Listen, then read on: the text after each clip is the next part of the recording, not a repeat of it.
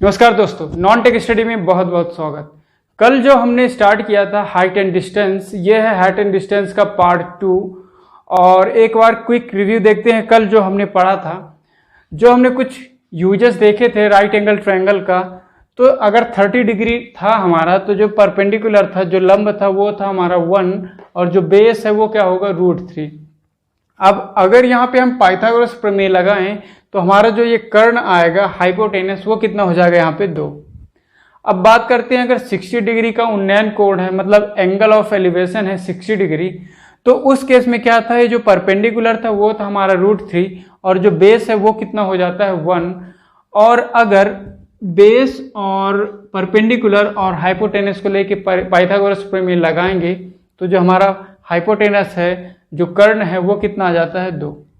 बात करें अगर 45 डिग्री के उन्नयन कोण का, तो जो हमारा लंब है वो भी 1, जो बेस है वो भी 1, और पाइथागोरस प्रमेय से हम कर्ण को कितना बोल सकते हैं, √2। अब एक और प्रॉपर्टी अगर हम बात करें ट्रायंगल का, क्योंकि हम इस प्रॉपर्टी का अगले क्वेश्चन में यूज करेंगे, तो प्रॉपर्टी ये है कि किसी भी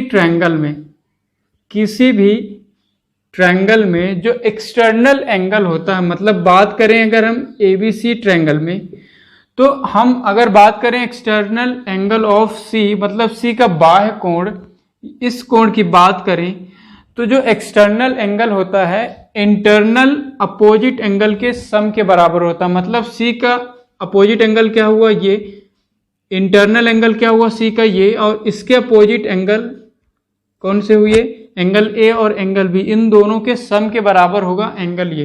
तो हम यहाँ पे जो एंगल आएगा उसको हम क्या लिख सकते हैं, angle A plus angle B।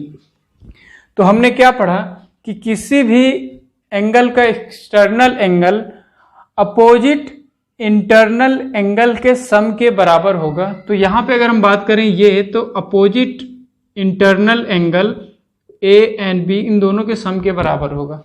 अब बात करें अगर हम इस एक्सटर्नल एंगल, तो ये किसके बराबर होगा, इसके इंटरनल एंगल के अपोजिट कौन से हैं, A और C, इन दोनों के सम के बराबर, मतलब angle A plus angle C। हम बात करें अगर एंगल A का एक्सटर्नल एंगल यहाँ की, तो ये कितना होगा, इंटरनल अपोजिट एंगल कौन से हैं अपोजिट में, B और C, उन दोनों के सम के बराबर। तो हमने एक प्रॉपर्टी देखा कि value of external angle is equal to sum of internal opposite angles. तो इस प्रॉपर्टी का यूज करेंगे अगले क्वेश्चन में।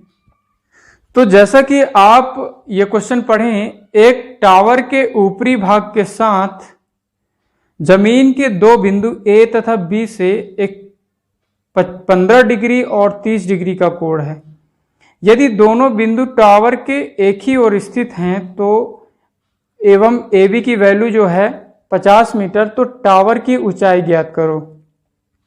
तो क्या दिया है, एक टावर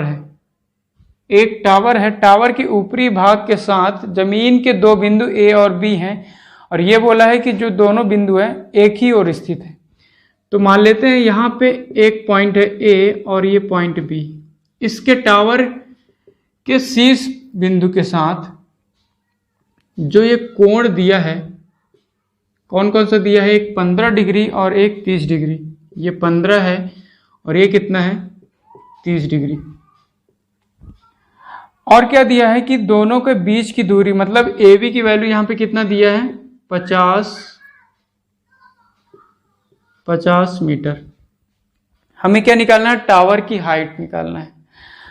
अब यहाँ पे हम बात करें अगर, क्योंकि हम 15 डिग्री को लेकर अभी हमने कोई भी वैल्यू या प्रॉपर्टी में हम इसका यूज नहीं देखे हैं, तो हम बात करें अगर एक्सटर्नल एंगल, तो इस ट्रायंगल की बात करें अगर हम, AB और ये C पॉइंट हो गया अगर, तो ABC का जो B का एक्सटर्नल एंगल है वो इसके अपोजिट के इंटरनल के अपोजिट एंगल के सम के बराबर होता है। तो ये जो 30 आया है, इसके और इसके, इन दोनों के सम के बराबर है 30। तो अगर ये 15 हो गया तो जो दूसरा बच गया वो भी कितना होगा, 15। तभी तो हम 15 + 15 30 के बराबर कह सकते हैं। तो इस प्रॉपर्टी से हमको ये पता चल गया कि जो एंगल ये है वो कितना आ गया, 15 डिग्री। अब अगर ये 15 डिग्री है और ये भी 15 डिग्री है, तो किसी भी ट्रायंगल में अगर दो कोण बराबर हैं तो उनके सम्मुख भुजाएं भी बराबर होती है। तो इस हिसाब से 15 के सामने वाली भुजा ये और इसके सामने वाली भुजा ये क्या होंगी, बराबर होंगी। क्वेश्चन में क्या दिया है, ए बी की वैल्यू 50 मीटर है, तो इस हिसाब से हम क्या कह सकते हैं कि जो ये बी सी है, बी सी वो भी कितना होगा, बी सी भी कितना होगा, 50 मीटर। हमें क्या निकालना है, सी डी। अब हम बात करेंगे ट्रायंगल बी सी डी की। बी सी डी हमें क्या पता है, ये वाली भुजा पता है हमें क्या निकालना है, सी डी निकालना है। अब हमने जो प्रॉपर्टी में यूज किया है 30 डिग्री को लेकर, तो 30 डिग्री को लेकर हमने क्या पढ़ा है कि जो परपेंडिकुलर होता है वो कितना होता है 1, और ये जो बेस होता है यहां से यहां तक ये कितना होगा, √3। ये √3 और ये 1, तो हाइपोटेनस जो हमारा बना था वो कितना आता है, 2। तो इस हिसाब से हमें इस कर्ण की वैल्यू पता चल गई कितनी, 2, और एक्चुअल में हमने जो फाइंड किया वो कितना है, 50। तो इस हिसाब से 2 की वैल्यू कितनी हो गई, 50। 2 की वैल्यू हो गई कितना, 50। तो 1 की वैल्यू अगर निकालें तो 1 की वैल्यू कितना होगा, 50/2 मतलब 25 मीटर। हमें क्या निकालना है, सी डी की लेंथ। सी डी की लेंथ क्या है, 1 है। 1 की वैल्यू हमने कितना निकाला है, 25 मीटर। तो सी डी कितना हो जाएगा, 25 मीटर। तो इस तरह हम क्वेश्चन को सॉल्व करेंगे। अगर 15 डिग्री को यूज नहीं करना है तो हम यहाँ पे एक्सटर्नल एंगल की वैल्यू को जो हमने निकालना है उसकी प्रॉपर्टी से हम ये वैल्यू निकाल लेंगे। इस हिसाब से दोनों साइड बराबर हो गए और फिर हम राइट एंगल ट्रायंगल में पाइथागोरस प्रमेय से इसकी वैल्यू निकाल लेंगे। चलिए अगला क्वेश्चन करते हैं। किसी मीनार के आधार से 160 मीटर की दूरी पर स्थित किसी बिंदु से मीनार के शिखर का उन्नयन कोण थीटा डिग्री है। मीनार की ओर 100 मीटर चलने पर कोण 2 गुना हो जाता है, तो मीनार की ऊंचाई ज्ञात करो। क्या बोला है, मीनार के आधार से 160 मीटर दूरी पर, ये मान लेते हैं कोई मीनार है। मीनार के आधार से 160 मीटर दूरी, मतलब यहां से अगर ये डिस्टेंस माने तो कितना है, 160 मीटर। अब 160 मीटर दूर से बिंदु मीनार के शिखर के साथ जो उन्नयन कोण बनता है वो हमें दिया है कितना, थीटा डिग्री। और 100 मीटर मीनार की ओर चलने पर कोण 2 गुना हो जाता है। मान लेते हैं यहां से यहां तक चला कितना, 100 मीटर। तो ये जो एंगल इस पॉइंट का बना है कितना हो गया है, 2 थीटा। हमें क्या निकालना है, मीनार की ऊंचाई। तो कैसे निकालेंगे, यहां पे भी हमें पता चल गया है कि थीटा को डायरेक्ट यूज करके हम यहाँ पे वैल्यू नहीं निकालेंगे। थीटा यहाँ पे है, ये कितना है, 2 थीटा है। हम बात करें अगर एक्सटर्नल एंगल 2 थीटा की, तो 2 थीटा किसके से बन के बना होगा, एक ये एंगल और इस एंगल के सम के बराबर बना होगा। तो ये जो 2 थीटा है, ये एक तो थीटा हो गया, तो दूसरा कितना होगा, मान लेते हैं कितना, x है। तो x प्लस जो थीटा है वो किसके बराबर होगा, एक्सटर्नल एंगल 2 थीटा के बराबर। तो इस हिसाब से हमारे पास जो x आ गया वो कितना आ गया, थीटा। अब हमारे पास जो ये थीटा आ गया यहाँ पे, इस हिसाब से हम क्या कह सकते हैं कि एक त्रिभुज के 2 कोण क्या हो गए। इस त्रिभुज की अगर हम बात करें तो इस त्रिभुज के 2 कोण बराबर हो गए, ये थीटा और ये भी थीटा। तो इस हिसाब से इनके सामने वाली भुजाएं भी बराबर होनी चाहिए, मतलब ये साइड और इसके सामने वाली भुजा ये साइड ये भी बराबर होगी। तो अगर ये लेंथ यहाँ से यहाँ तक कितना है, 100 है, तो ये भी कितना होगा, ये जो लेंथ हो गया, मान लेते हैं नाम है A B C और D। तो इस हिसाब से हम क्या बोल सकते हैं कि AD कितना होगा, 100। AD कितना होगा, 100 मीटर। अब हमें क्या निकालना है, मीनार की ऊंचाई, मतलब AB की वैल्यू निकालना है। AB की वैल्यू निकालने के लिए हम क्या करेंगे, जहां पे हमें क्या पता है, ये टोटल कितना था 160, ये कितना हो गया 100, तो ये कितना बचा यहाँ से 160 में अगर हम 100 घटा दें तो ये कितना बचेगा 60। अब हम बात करेंगे ट्रायंगल ABD में। हमें क्या पता है, ये कर्ण पता है, हमें ये कर्ण पता है, हमें ये बेस पता है, हमें क्या निकालना है, लंब की लंबाई। तो हमें दो साइड पता है किसी भी ट्रायंगल में, और वो ट्रायंगल कौन सा है, राइट एंगल ट्रायंगल है, तो हम वहाँ पे पाइथागोरस प्रमेय लगाएंगे और ए बी की वैल्यू निकालेंगे। तो यहाँ पे अगर हम पाइथागोरस प्रमेय लगाएं तो ए बी का स्क्वायर प्लस बी डी कितना है 60 का स्क्वायर इज इक्वल टू कितना होगा ए डी का स्क्वायर। ए डी कितना है हमारे पास 100 का स्क्वायर। इसको हम सॉल्व करें अगर तो कितना हो गया ये 100 का स्क्वायर माइनस 60 का स्क्वायर। इसको हम सॉल्व करें ए स्क्वायर माइनस बी स्क्वायर से, तो ए प्लस बी आ गया हमारे पास 160, ए माइनस बी कितना आ गया 40, तो 16 चौको 6400। ए बी का स्क्वायर कितना आ गया 6400, तो ए बी कितना हो जाएगा अंडर रूट ऑफ 6400 कितना आ गया 80 मतलब 80 मीटर। तो हम इस प्रॉपर्टी का एक्सटर्नल एंगल की प्रॉपर्टी का यूज करके हम इस मीनार की ऊंचाई ए बी निकाल लिए हैं, कितना है 80 मीटर। सो ये अगला क्वेश्चन है कि आधार पर स्थित दो बिंदु से एक मीनार के शीर्ष का उन्नयन कोण थीटा है। मीनार की ओर 192 मीटर चलने पर कोण अल्फा हो जाता है और मीनार की ऊंचाई हमें ज्ञात करना है। tan थीटा और tan अल्फा हमें दिया हुआ है। तो क्या बोला है, कैसे सॉल्व करेंगे। सबसे पहले as we know that to find the solution of height and distance the most important thing is to draw the diagram of the question. तो इस क्वेश्चन को हम डायग्राम कैसे बनाएंगे कि मीनार आधार पर स्थित किन्हीं दो बिंदु से मीनार के शीर्ष का उन्नयन कोण,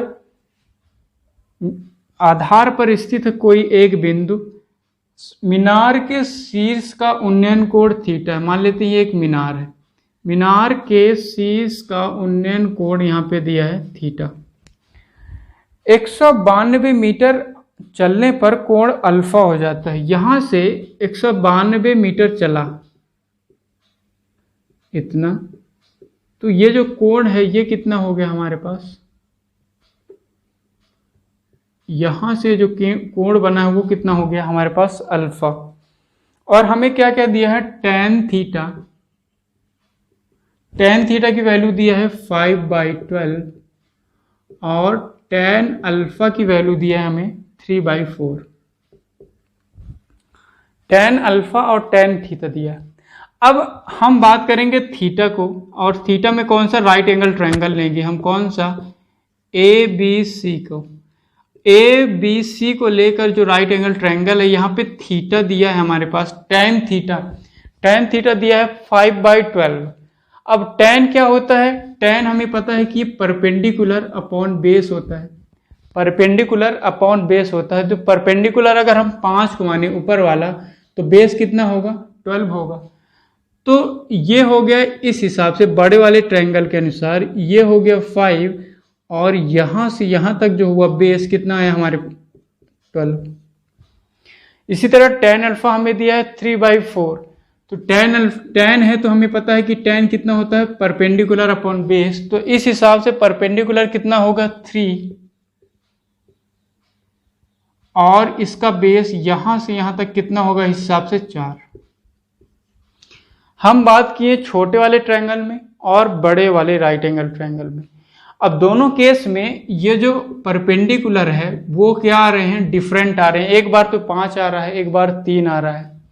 तो हमें क्या बनाना पड़ेगा, सबसे पहले जो कि हम पहले भी सीख चुके हैं कि सबसे पहले हम राइट एंगल ट्रायंगल में अगर दो साइड कोई भी गिवन है और रेशियो उसका दिया है अलग अलग, तो सबसे पहले उन रेशियो को हम क्या करेंगे इक्वल बनाएंगे। तो यहाँ पे एक 5 है और यहाँ पे एक 3 है, तो दोनों को इक्वल बनाने के लिए क्या करेंगे, एक में तो हम 3 का मल्टीप्लाई कर देंगे तो ये 15 हो जाएगा, दूसरे में 5 का मल्टीप्लाई कर देंगे तो ये 15 हो जाएगा। तो इसका परपेंडिकुलर सेम है, यहां से यहां तक एक ही ट्रायंगल का जो परपेंडिकुलर है इस ट्रायंगल के लिए भी सेम है और बड़े वाले ट्रायंगल के लिए भी सेम है। तो दोनों का हम क्या कर रहे हैं, परपेंडिकुलर को क्या कर रहे हैं इक्वल बना रहे हैं। और कितना बनाएंगे, छोटा से छोटा वैल्यू, दोनों के एलसीएम ले लिए 15 आ गया, मतलब दोनों को 15 बनाना है।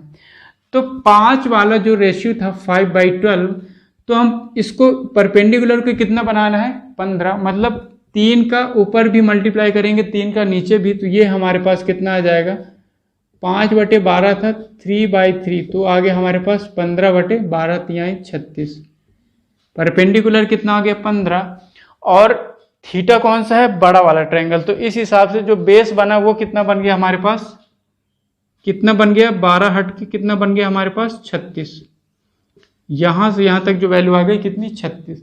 अब अल्फा में भी हम परपेंडिकुलर को बराबर करें तो कितना 3/4, हम इसको कितना बनाना है 15, मतलब 5 का ऊपर नीचे मल्टीप्लाई करेंगे तो 3/4 है, 5/5 कर दिए तो परपेंडिकुलर कितना आ गया 15 और बेस कितना आ गया 20।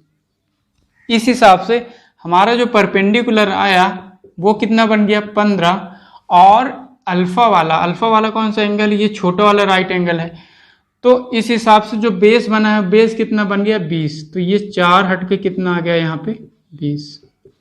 ठीक है, इतना बात समझ में आ गया।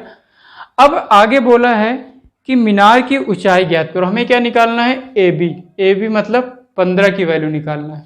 अब यहाँ पे हमें ये पूरा कितना आ गया 36, ये कितना आ गया 20, और हमें क्या पता है इसकी वैल्यू सी डी की वैल्यू हमें पता है 192 जो कि एक्चुअल है, जबकि हमने रेशियो से कितना निकाला, पूरा कितना है 36, ये कितना आ गया 20, तो हम बात करें अगर सी डी की तो सी डी कितना आ गया 36 में हम 20 को घटा दिए, 36 - 20 मतलब कितना आ गया 16। रेशियो के अनुसार ये जो सी डी की वैल्यू कितना आया 16, लेकिन एक्चुअल में ये कितना है 192, एक्चुअल में कितना है 192। तो हमें किसकी वैल्यू निकालना है 15 की वैल्यू, तो सबसे पहले हम क्या करते हैं 1 की वैल्यू निकालते हैं, तो 16 की वैल्यू 192 है तो 1 की वैल्यू कितना होगा 16 × 1 = 16, कैरी 3, 16 × 2 = 32, तो 1 की वैल्यू हमारे पास कितना आ गया 12। 1 की वैल्यू अगर 12 आ गया तो जो परपेंडिकुलर है कितना है 15, 1 की वैल्यू 12 है तो 15 की वैल्यू कितना होगा 15 × 12 कितना आ गया 12 × 5 = 60, 12 × 1 = 12 और 6 = 18। तो इस हिसाब से हमें इन्हें सॉल्व करना है। इसमें केवल एक बात ध्यान रखना है कि जो भी वैल्यू मतलब जो भी साइड बराबर है उसके वैल्यू को इक्वल करना है, दैट्स इट। तो चलिए इसी तरह एक और क्वेश्चन करते हैं, जैसा कि आप यहाँ पे देख रहे हैं क्वेश्चन, आधार पर स्थित किसी बिंदु से मीनार के शिखर का उन्नयन कोण कितना है, थीटा है। आधार पर स्थित किसी बिंदु से आधार के शिखर के मीनार के शिखर का उन्नयन कोण कितना है, थीटा है। मीनार की ओर 138 मीटर चलने पर उन्नयन कोण अल्फा हो जाता है। मीनार की ओर 138 मीटर चलने पर उन्नयन कोण कितना हो जाता है, अल्फा। तो मीनार की ऊंचाई ज्ञात करो यदि tan थीटा, क्या क्या दिया है हमें, tan थीटा दिया है 1/5, और क्या दिया है हमें सेक अल्फा, सेक अल्फा कितना दिया है √193/12। अब हमें क्या निकालना है, मीनार की ऊंचाई। हमारे पास दो राइट एंगल ट्रायंगल है, एक तो ये छोटा वाला और एक ये बड़ा वाला, नाम अगर दे दे इसको तो ABC and D। ये कितना है, थीटा है। हमारे पास tan थीटा की वैल्यू कितना है 1/5, मतलब बात करें अगर बड़े वाले राइट एंगल ट्रायंगल ABD में तो tan थीटा क्या होता है हमें पता है, परपेंडिकुलर अपॉन बेस। तो परपेंडिकुलर कितना आ गया हमारे पास 1, मतलब ये लंब की लंबाई कितनी आ गई 1, और बेस मतलब आधार की लंबाई यहां से यहां तक कितना आ गया 5, यहां से यहां तक कितना आ गया 5। दूसरा अल्फा की बात करें मतलब छोटे वाले राइट एंगल ट्रायंगल, तो सेक अल्फा, सेक क्या होता है, सेक होता है हाइपोटेनस अपॉन बेस। सेक हमने पढ़ा होगा कॉस का उल्टा, मतलब हाइपोटेनस कर्ण बटे आधार। इसकी वैल्यू दिया है √193/12, मतलब इस वाले राइट एंगल ट्रायंगल में जो हमारा कर्ण है ये है 193 और जो आधार है वो कितना है 12, यहां से यहां तक। अब बात करें अगर छोटे वाले राइट एंगल ट्रायंगल में तो 12 दिया है हमारा आधार, ये दिया है कर्ण, तो इस हिसाब से हम इस साइड की वैल्यू निकाल सकते हैं जो कि लंब होगा। तो पाइथागोरस प्रमेय अगर हम देखें तो कितना होगा, कर्ण का स्क्वायर मतलब 193 अंडर रूट का स्क्वायर इज इक्वल टू 12 का स्क्वायर प्लस AB का स्क्वायर। तो छोटे वाले राइट एंगल ट्रायंगल से हमें AB कितना मिल गया 193, अंडर रूट का स्क्वायर कितना आएगा 193, 12 का स्क्वायर 144। तो इस हिसाब से कितना बच गया ये 9 और ये हो गया 5, ये 4, तो 47, ये कितना है AB का स्क्वायर। तो AB कितना हो जाएगा अंडर रूट 47, ये कितना आ गया 7। तो छोटे वाले राइट एंगल ट्रायंगल जो वैल्यू हमें दिया था रेशियो का, उस हिसाब से हमारे पास जो ये आया लंब आया वो कितना आया 7।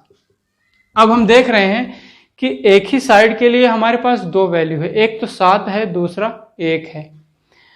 अब हमें क्या करना है कि एक ही साइड के लिए दो वैल्यू तो वैलिड नहीं हो सकता, तो क्या करेंगे इस साइड के जो वैल्यू है, जो वैल्यू रेशियो से हमें पता है, उनको हम क्या करेंगे इक्वल बना देंगे। तो ये 7 है, ये 1 है, तो हम इक्वल कैसे बना सकते हैं, दोनों को कितना बना सकते हैं 7। एक वाले में हम 7 का मल्टीप्लाई कर देंगे तो ये पूरा 7 बन जाएगा। तो 7 कौन सा है, छोटे वाले का रेशियो है, मतलब 7 उसका लंब 12, इसका आधार और कर्ण 193। बड़े वाले की बात करें तो 1 उसका लंब है और आधार कितना है 5। तो बड़े वाले में अगर हम 5 का मल्टीप्लाई कर दें तो ये भी 5 हो गया, 7 का मल्टीप्लाई कर दें तो ये भी लंब इसके लिए भी 7 हो गया बड़े वाले राइट एंगल ट्रायंगल में, तो ये 7 हो गया। तो अगर इसको 7 से मल्टीप्लाई किए हैं तो नीचे वाले को भी 7 से मल्टीप्लाई करना पड़ेगा। तो ये आ गया हमारे पास 7 पाना 35। तो इस हिसाब से हमें क्या क्या पता चल गया, आधार BD 35 रेशियो की बात कर रहे हैं, लंब AB कितना 7, ये छोटा वाला आधार BC कितना 12, और हमें जो वैल्यू दिया है रियल में 138, मतलब CD की वैल्यू दिया है। CD कितना होगा, टोटल है 35, छोटा वाला है 12, तो ये कितना होगा, CD की बात करें अगर CD तो 35 में 12 घटा दिए, 35 माइनस 12 कितना आ गया अपने पास 3, 2, 23 आ गया रेशियो के अनुसार। लेकिन रियल में कितना दिया है ये 138, 23 की वैल्यू कितना दिया है 138, हमें किसकी वैल्यू निकालना है 7 की वैल्यू। तो अगर 23 की वैल्यू 138 है तो 1 की वैल्यू कितना होगा 138/23। तो 23 में कितने का मल्टीप्लाई कर दें, 6 3 18, 6 दूनी 12 13, मतलब 6 बार कट रहा है। तो 1 की वैल्यू हमारे पास कितना आ गया 6। अब 1 की वैल्यू अगर 6 है तो लंब मतलब टावर की लंबाई AB कितना होगा 7, 7 की वैल्यू कितना होगा, 1 की वैल्यू 6 तो 7 की वैल्यू 6 7 42 मीटर। तो इस तरह हम इन टाइप के क्वेश्चन को करेंगे। केवल एक बात आपको ध्यान रखना है कि जो साइड दिया है उसमें अगर दो वैल्यू आ रहे हैं तो उन दोनों वैल्यू को हमें इक्वल करना है और कंपेयर करना है जो भी रियल वैल्यू दिया है, और उस हिसाब से हमें जो फाइंड करना है वो निकाल सकते हैं। चलिए अगला क्वेश्चन करते हैं। एक सड़क के दोनों ओर दो खंभे विपरीत दिशा में लगे हैं। सड़क के दोनों ओर दो खंभे विपरीत दिशा में लगे हैं। एक खंभे की ऊंचाई 108 मीटर है। इस खंभे के शिखर से दूसरे खंभे के दूसरे खंभे के शिखर तथा अधोभाग के अवनवन कोण 30 और 60 है, तो दूसरे खंभे की ऊंचाई ज्ञात करना है। दो खंभे लगे हैं। अब हमें पता है कि इस खंभे से सामने वाले पर अवनवन कोण बना रखा है, मतलब वो जो दूसरा वाला खंभा होगा वो कैसा होगा, छोटा ही होगा, तभी हम उसके सिर के साथ अवनवन कोण और उसके अधोभाग मतलब उसके जो ग्राउंड में पॉइंट है उसके साथ अवनवन कोण बना रखा है। तो एक का अवनवन कोण शीर्ष के साथ है वो कितना है 30 डिग्री, और ये वाला जो उसके अधोभाग के साथ अवनवन कोण बना रहा है एंगल ऑफ डिप्रेशन वो है 60 डिग्री। और क्या दिया है, इस खंभे की लंबाई है 108। हमें क्या निकालना है, ये जो खंभा है नीचे इसकी लंबाई हमें फाइंड आउट करना है। ठीक है, अब देखिए हमने पढ़ा था कि दो पैरेलल लाइन है, अगर एक तीसरी लाइन इसको कट करती है तो एकांतर कोण बराबर होते हैं। मतलब इस वाले लाइन की बात करें तो अगर ये 60 है तो ये कितना होगा 60। इसी तरह हम बात करें ये छोटा वाला पैरेलल, ये हमने जो खींचा है तो ये दोनों क्या है पैरेलल है। तो अगर ये 30 है यहाँ से तो ये भी कितना होगा 30 डिग्री। तो इस हिसाब से हमें उन्नयन कोण निकाल लिया। अब हमने जो पढ़ा है वो अप्लाई करते हैं। 60 डिग्री को लेकर जो राइट एंगल ट्रायंगल में हमने जो वैल्यू सीखा है, तो 60 डिग्री के सामने वाला क्या होता है √3, और ये कितना होता है उसका आधार 1, ठीक है। और इसी तरह हम 30 डिग्री को लेकर जो सीखा है, तो 30 डिग्री के लिए जो लंब होता है मतलब यहां से यहां तक कितना होगा 1, और ये आधार कितना होगा √3, आधार कितना होगा √3। अब यहां से देखिए ये लंबाई और ये लंबाई क्या होंगे बराबर होंगे, क्योंकि दो खंभे खड़े हैं, दोनों कैसे होंगे पैरेलल होंगे मतलब समांतर होंगे, तो दोनों के बीच की दूरी भी क्या होगी बराबर होगी। मतलब ये वैल्यू दोनों क्या होने चाहिए बराबर होने चाहिए। तो अगर हम इस √3 और 1 को इक्वल बनाना है तो एक में भी √3 का मल्टीप्लाई कर दें, एक में भी √3 का मल्टीप्लाई कर दें, तो ये भी √3 बन जाएगा, ये √3 है ही है। तो इस वाले रेशियो में एक किस वाले से आया था बड़े वाले राइट एंगल ट्रायंगल में, तो अगर इसमें हम √3 का मल्टीप्लाई कर रहे हैं तो ये जो लंब है उसमें भी √3 का मल्टीप्लाई करना पड़ेगा। तो इस हिसाब से जो लंब आ गया यहाँ से यहाँ तक वो कितना आ गया 3, ये जो साइड आ गया वो कितना आ गया √3। अब ये कितना है 3, कितना है ये 3, और ये कितना है 1, ये 3 है, ये कितना है 1, तो यहाँ से यहाँ तक की बात करें तो ये कितना होगा 2, ये 1 और ये 2, टोटल 3। हमें 108 दिया है, 108 क्या है टोटल की वैल्यू यहाँ से यहाँ तक। तो अगर 3 की वैल्यू 108 है, हमें क्या निकालना है 2 की वैल्यू, तो 3 की वैल्यू 108, तो 1 की वैल्यू कितना होगा 3 तिकाई 9, 3 6 18, 1 की वैल्यू आ गई 36, 1 की वैल्यू 36 आ गई, तो 2 की वैल्यू कितना होगा 36 गुणे 2 कितना 72 मीटर। अब यही 2 क्या होगा ये छोटे वाले पिलर, छोटे वाले टावर की लंबाई। तो इस तरह हम कंपेयर करेंगे और क्वेश्चंस को सॉल्व करेंगे। तो चलिए आज के वीडियो का लास्ट क्वेश्चन, एक हवाई जहाज जमीन से 3125 मीटर की ऊंचाई पर ऊर्ध्वाधर उड़ते हुए एक अन्य हवाई जहाज के नीचे से गुजरता है। उसी समय जमीन के एक बिंदु से ऊपर उड़ते हुए पहले जहाज तथा नीचे उड़ते हुए जहाज का उन्नयन कोण 60 डिग्री और 30 डिग्री है, तो दोनों हवाई जहाज के बीच की दूरी बताना है। क्या है कि एक हवाई जहाज यहाँ पे दिया है, मान लेते हैं ये एक हवाई जहाज है जो जमीन से कितनी ऊंचाई पर उड़ रहा है 3125 मीटर, और ये ऊर्ध्वाधर ही उड़ रहा है, मतलब इसका जो लेवल है वो सेम ही है। ये जो है दूसरे हवाई जहाज के ऊपर से गुजरता है, दूसरे हवाई जहाज के नीचे से गुजरता है। मान लेते हैं ये जो दूसरा है ये यहाँ पे उड़ रहा था और ये वाला जो है इसके नीचे से गुजरता है। अब क्या बोला है, जमीन के एक बिंदु से ऊपर और नीचे हवाई जहाज का उन्नयन कोण, मान लेते हैं यहाँ पे कोई पॉइंट है, इस पॉइंट से ऊपर के साथ एक उन्नयन कोण बनेगा और नीचे वाले हवाई जहाज के साथ एक उन्नयन कोण बनाएगा। तो जो उन्नयन कोण है ये है 60, बड़ा वाला 60, और ये छोटे नीचे वाले के साथ जो बनता है वो कितना है 30 डिग्री। हमें निकालना है दोनों हवाई जहाज के बीच में कितना डिस्टेंस है। तो देखिए सेम कॉन्सेप्ट पर है, जो हमने सीखा है उसी को अप्लाई करना है। तो हम बात करेंगे सबसे पहले 30 डिग्री उन्नयन कोण से जो राइट एंगल ट्रायंगल बना है, ये 30 डिग्री से हमने क्या सीखा है कि जो परपेंडिकुलर होगा वो होगा 1 और ये होगा आधार कितना √3।